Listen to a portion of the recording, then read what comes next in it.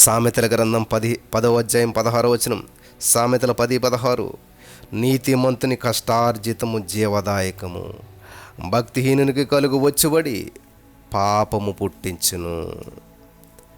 స్తోత్రం దేవా. సర్వోన్నతుడా, ఈ రోజు ఈ యొక్క వాక్యపు వెలుగులో మమ్మల్ని అందరం నడిపించండి. ఎవరు ఏ సమస్యలు, ఏ బంధకాలతో ఈ యొక్క వాక్యపు వెలుగులోకి వచ్చారో వారందరినీ జ్ఞాపకం చేసుకుని వారందరిపై నీ ఆత్మాభిషేకం కుమరించి నీ సన్నిధిలో వర్ధిల్లుటకు కృప చూపించి సమస్త మహిమ ఘనత ప్రభావాలు మీరు తెచ్చుకున్నామని నజరుడైన యేసుక్రీస్తు నామములో ప్రార్థించి నమ్మి పొందుకొని విడుదల ప్రకటిస్తున్నాము పరమ తండ్రి. ఆమేన్. హల్లెలూయా. దేవునికి స్తోత్రం కలుగును గాక. Thank you holy spirit. Thank you Jesus. యేసయ్యానికి వందనాలు. ప్రియులు గమనించాలి, నీతిమంతుని కష్టార్జితము జీవదాయకం. నీతిగా నువ్వు సంపాదించేటువంటిది, నీతిగా. అందుకనే బైబిల్ కింద ఒక మాట సెలవిస్తుంది, అన్యాయం చేత గొప్ప వచ్చుబడి కంటే నీతితో కూడింది కొంచెమే చాలు అని చెప్పి దేవుని వాక్యం సెలవిస్తుంది. లావైన బాధకాల కంటే ఆరోగ్యవంతమైన సన్నని కాలే మేలు కదా. కాబట్టి ఈ రోజున ఈ మాటలు వింటున్న ప్రియమైనటువంటి వారలారా, ఒక అద్భుతమైన సంఘటన మీతో పంచుకోవాలని ఆశపడుతున్నాను. మరి మీ జీవితాలను మార్చేటువంటి సంఘటన. పూర్వకాలం ఒక రాజుగారు ఉండేవారు. మరి ఆ రాజుగారికి ఒక కుమారుడు ఉన్నాడు. ఆ యొక్క కుమారుడికి పుట్టినరోజు వచ్చింది. ఆ కుమారుడి యొక్క జన్మదిన శుభాకాంక్షలు అందరికీ తెలియజేయాలని, మరి అందరూ కుమారుడికి తెలియజేయలేనటువంటి సందర్భంగా 3 రోజుల పాటు పేదలకు దాన ధర్మాలు చేయాలని చెప్పి సంకల్పించాడు. బాగా పేదవారికి ఒక బస్తా బియ్యం ఇచ్చాడు. సుదర్శన్ అనేటువంటి పేదవాడు రాజు తనకిచ్చినటువంటి మూటను సంతోషంగా ఇంటికి తీసుకుని వెళ్ళాడు. ఆ బియ్యాన్ని అంతా కూడా డబ్బాలో కుమ్మరించాడు. ఆశ్చర్యంగా ఆ బస్తా అడుగున 20 వెండి నాణేలు ఉన్నాయి, 20 బంగారు నాణేలు ఉన్నాయి. ప్రియులారా గమనించాలి, వింటున్నారా? రాజుగారు కొడుకు పుట్టినరోజుకి అందరికీ గిఫ్ట్లు ఇస్తూ ఉన్నాడు, ఒక బస్తా బియ్యం. కానీ అందరి పరిస్థితి ఎలాగుందో తెలియదు. కానీ ఒక భేదవాడు వచ్చాడు. రాజుగారు ఆ భేదవాడికి ఇచ్చినటువంటి మూటను ఇంటికి ఓపెన్ చేస్తే ఆ బియ్యం డబ్బాలోకి కొమ్మరించిన వెంటనే ఆశ్చర్యంగా 20 బంగారు నాణేలు ఉన్నాయంట. హల్లెలూయా. ఈ బంగారం చూసినటువంటి సుదర్శన భార్య ఏం చేసింది తెలుసా? ఎంతో సంతోషించింది. చాలా సంతోషం. జీవితంలో మొదటిసారి బంగారాన్ని చూస్తూ ఉంది. ఎన్నో నగలు కొనేసుకుందాం, ఎన్నో నగలు చేంజ్ చేసుకోవచ్చు అని చెప్పి సంతోషపడింది. కానీ సుదర్శన మాత్రం నిజాయితీ పరుడు. రాజుగారు బియ్యం దానం చేయాలని అనుకున్నారు, కానీ బంగారం దానం చేయాలని అనుకోలేదే. ఇదేదో పొరపాటున మనకు వచ్చింది, పొరపాటు నీవు బస్తాలకు వచ్చేసాయి, కాబట్టి ఇవి రాజుగారికి తిరిగి ఇచ్చేస్తాను అన్నాడంట. భార్య అంటది, తెలివి తక్కువగా మాట్లాడుకో. నీవు ఈ జన్మలో ఇంత బంగారాన్ని ఎప్పుడైనా చూసావా? అసలు నీ జీవితం ఎప్పుడైనా సంపాదించగలుగుతావా? అనుకోకుండా మన దగ్గరకు వచ్చినటువంటి అదృష్టాన్ని కాలదనుకోమంటారా? కాలదనుకునే వారు ఉంటారా? ఆలోచిస్తున్నావా అని చెప్పి భార్య అంటూ ఉంది.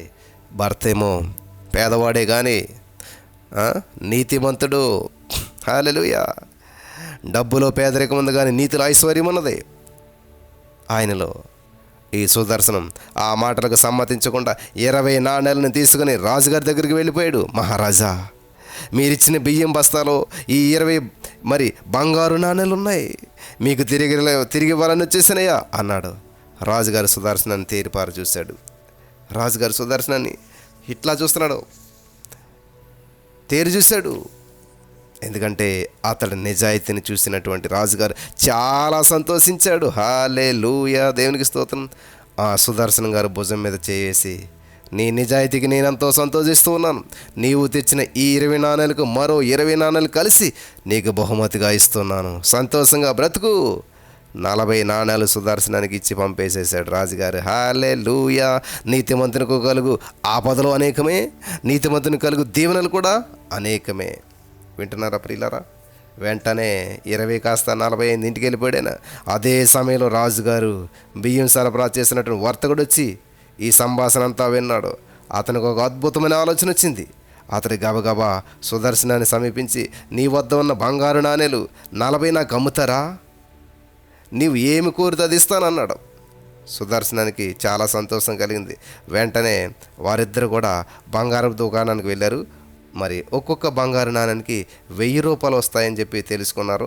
సుదర్శన్ గారు ఆ వర్తకునితో, మీకు 30 నాణాలు అమ్ముతాను, మిగిలిన 10 నాణాలు నా భార్య నగలు చేయించుకుంటానని ఉపయోగించుకుంటానన్నది అన్నాడంటాడు. వర్తకుడు ఏం చేశాడంటే, వద్దు, నీకు కావాలంటే ఆ 10 నాణాలకు రెట్టింపు ధర ఇస్తాను అని చెప్పి 50,000 రూపాయలు సుదర్శనానికి ఇచ్చి 40 నాణేలు ఆయన తీసుకున్నాడంట. తన ఇంటికి వెళ్ళిపోయాడు. మరి చౌక రకం దుస్తులు ధరించి రాజు వద్దకు వచ్చినట్టు బయలుదేరాడు. రాజు వద్దకు అనేక మంది బీదవారు వచ్చి బియ్యం బస్తాలు తీసుకుని వెళ్తూ ఉన్నారు. వారెవ్వరు కూడా రాజుకు తెలీదు. నేను బియ్యం వర్తకుడినని చెప్పి రాజుగారికి తెలియదు. కాబట్టి సుదర్శనానికి ఇచ్చినట్లే నాకు కూడా ఈ 40 నాణాలు మరొక 40 నాణాలు ఇస్తాడు అని చెప్పేసేసి తలపోస్తూ రాజు దగ్గరకు వచ్చాడు. ప్రియులారా, రాజు దగ్గరకు వచ్చాడు. రాజుగారు ఆ 40 నాణాలు ఇస్తూ, మహారాజా, నిన్న మీరు నాకు దానం చేసిన బియ్యం వస్తాలో ఈ 40 నాణాలు ఉన్నాయి అని చెప్పి ఆ 40 నాణాలు రాజుగారికి తిరిగి ఇచ్చాడు. రాజు వర్తకుడిని పరిశీలన చేశాడు, చూశాడు. అతని పళ్ళు శుభ్రంగా ఉన్నాయి, చేతులు మృదువుగా ఉన్నాయి. మాట్లాడినటువంటి తీరు చూస్తే బీదవాడు మాట్లాడినట్టుగా లేదు. కానీ ప్రియులు గమనించాలి, ఆ పేద వ్యక్తికి రాజుగారు బియ్యంలో పెట్టేసేసి 40 బంగారు నాణాలు ఇచ్చేశాడు. ఇది గమనించినటువంటి వాడు ఏం చేశాడు? ధనవంతుడే, వ్యాపారస్తుడే, రాజుగారిని ఏదో మోసం చేద్దారని చెప్పి ఈయన వచ్చి బియ్యం బస్తా పట్టుకెళ్ళి ఆయన బియ్యం బస్తాలో ఈ యొక్క 40 బంగారు నాణాలు ఏవైతే ఉన్నాయో ఆ పేదవాని దగ్గర కొనేసి ఆ 40 బంగారు నాణాలు ఈ బియ్యం బస్తాలో పెట్టేసేసి, అయ్యో నా బియ్యం బస్తాలో 40 బంగారు నాణాలు వచ్చేసాయి అని చెప్పి తిరిగి కట్టుకొచ్చి రాజుగారికి ఇచ్చారు.